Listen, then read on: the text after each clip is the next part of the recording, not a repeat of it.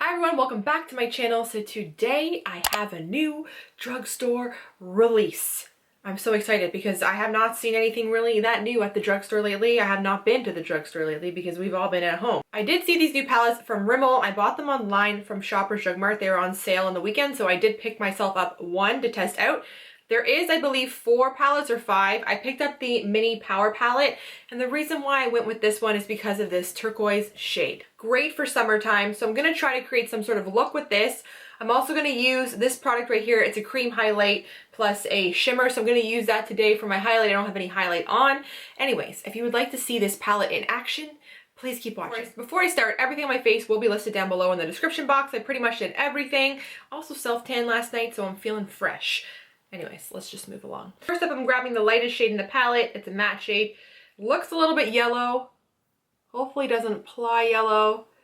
It doesn't. It's my perfect kind of flesh tone color. So for me, this shade is great. I think too, if you had a deeper skin tone, this shade would look really nice as an all over color. Somebody that has a lighter skin tone, this possibly could pull to yellow, but for me, it's applying pretty sheer. So I could see it working for everybody. Okay, so next I'm picking up a NYX Professional brush, number 16. It's a little crease brush.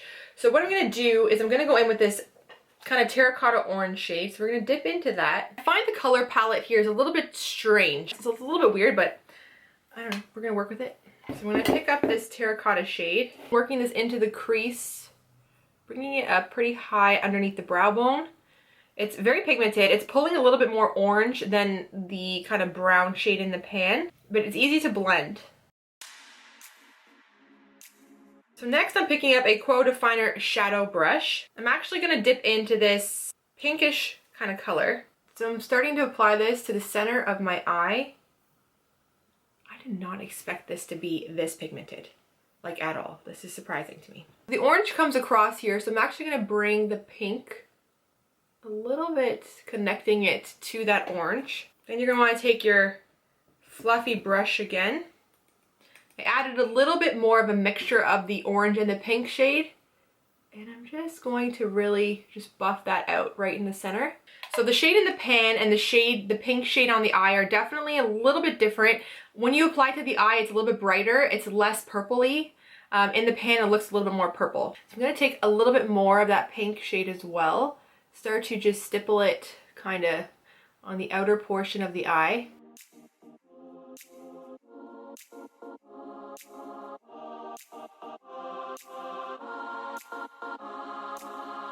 The shade is better to apply packing it rather than buffing it, because I find when you start to buff it, the color almost disappears a bit. So you're better off to really just pack it on. And then if you have any blending to do, I would go in with a little bit more of the color and just carefully kind of diffuse the shade out. This is a really nice pink. It's not eye infection kind of pink. It has like a really nice dusty quality to it, if that makes any sense whatsoever. Okay, so now the star of the show. We're gonna add this green turquoise color into the center of my eye. I'm trying it. So I'm picking up this Urban Decay brush and we are going to dip in. So I'm not adding any setting spray to this. I want to see how it performs by itself. So far so good. Sometimes when you add setting sprays to shadows, it can make them a little bit crumbly. So I don't really want to take that chance at this moment. And then just to kind of blend everything together, you're going to want to pick up a little bit more of that pink color. So I pick up a little bit more. And just tap along the edges of the turquoise and try to blend them both together so you don't have any really harsh lines. I'm going to go in with some of the Maybelline Lasting Fix. Oh yeah, if you want the color, wet it. So without wetting it, it gives you a nice turquoise wash of color, which looks beautiful.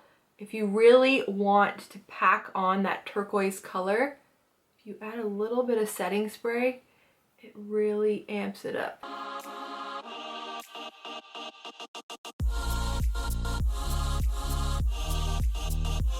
So I don't know if you can really pick up on camera the difference between each eye, but this one is the one with setting spray, this one is the one without. So without setting spray, it's more of a soft kind of turquoise, and then with, it has more of like a impact, a little bit more of a punch. So I'm gonna add a little bit setting spray to this eye. I'm a little bit disappointed with that cream shade. It's a little bit not smooth. And the iridescence on it's nice, like a pinky kind of white. Would only truly kind of work for a lighter skin tone if you're using it as a highlight all over the face. So I'm taking a Dermablend brush. I'm gonna pick up this cream shadow. I want to kind of do a glaze over top. I don't know if it's even gonna do anything. It's really chunky, honestly. I'm not a fan of this. Okay, it's kind of doing something and I like it. It's giving this turquoise a little bit more of like a purpley pink feel, which is really cool. I think it's better to press it in with your finger, but then when you put your finger in it, it gets kind of chunky. I don't know. You gotta work with it, I guess. It's making the whole eye look a little bit more blended and put together, so it is making a difference, but I just wish the texture was not this consistency. Before I do any sort of eyeliner, I'm just gonna curl the lashes. Okay, so next I'm taking this Maybelline HyperEasy liner. I love this liner, it's amazing. So I'm going to do a wing, and the reason why is I'm not loving the way the outer corners are looking, to be honest with you, so I'm gonna try to cover it up a little bit and bring it in. So let's create some sort of wing.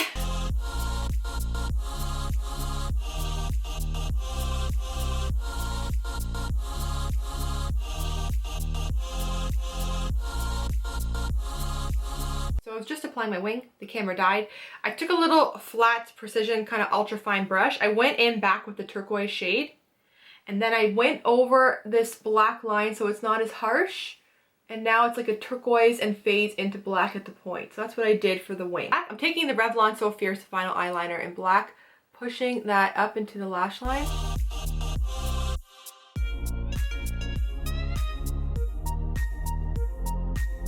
So I'm gonna go in with a coat of the L'Oreal Unlimited Mascara. Okay, so to the lower lash line, I'm gonna be using the Maybelline Line Express eyeliner in Eternal Forest. So we're gonna use this right into the waterline. I'm gonna pick up a little defining brush from Coastal Scents. I'm gonna go in with this turquoise shade, focusing that more from the inner corner, about halfway.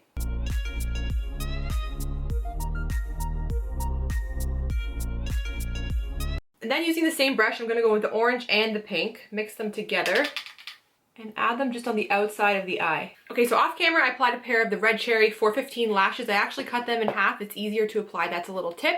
So I cut them in half, almost about halfway, applied the outer edge first, kind of push them up to make them go with the wing, and then I applied the inner portion. I find the eyelash has less of chance of lifting if you kind of cut them and maneuver them to your eye shape. So that's a little trick that I like to do. Just to finish off the look, what I'm going to do is I'm going to dip into this really nice gold champagne shade that we have not used yet. So this guy right here, I was most excited about this shade. So I'm dipping into that. We are going to press that in the inner corner of the eye. And then I'm going to take my Annabelle Skinny Mascara and apply some mascara to the bottom lashes. Okay, so for my highlight today, I was going to actually put down the cream, then layer it with the powder, but I'm not liking the texture of this cream at all, so I'm not going to do that just in case it really lifts my foundation. So I'm taking the Smashbox Precision Highlighting Brush, dipping into the highlighting shade. It's applying lighter than I thought it would, and it's applying with a little bit more glitter than I thought.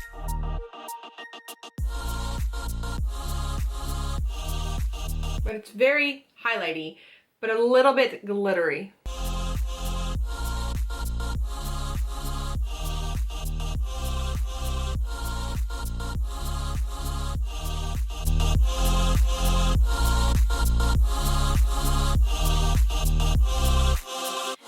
So I really like how it's compact. I like that a lot.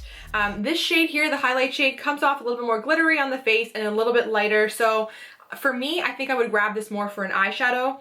Not impressed with the cream. It's very chunky and it's not a good texture. Really liking the eyeshadows though in the palette. They're very easy to blend, very pigmented. There's not a lot of fallout. The only shade that I had a little bit of an issue with was this pink one. Only in the matter of when you start to buff it, it kind of disappears. But it's a really nice wash of color, and it's a very nice pink to use on the eye because it's not like that pink eye look. It's more of like a dusty rose. But overall, it is a good little palette if you want to create some sort of fun kind of look with it. Really cute summer look. This would look really great too without the winged eyeliner. Just keep it, you know, colorful in the eye with a nice lash would also be nice as well. But overall, I really hope you guys did enjoy this little review. If you did, as always, please don't forget to give it a big thumbs up. Do not forget to subscribe to my channel for new videos. And until next time, I'll see you guys later.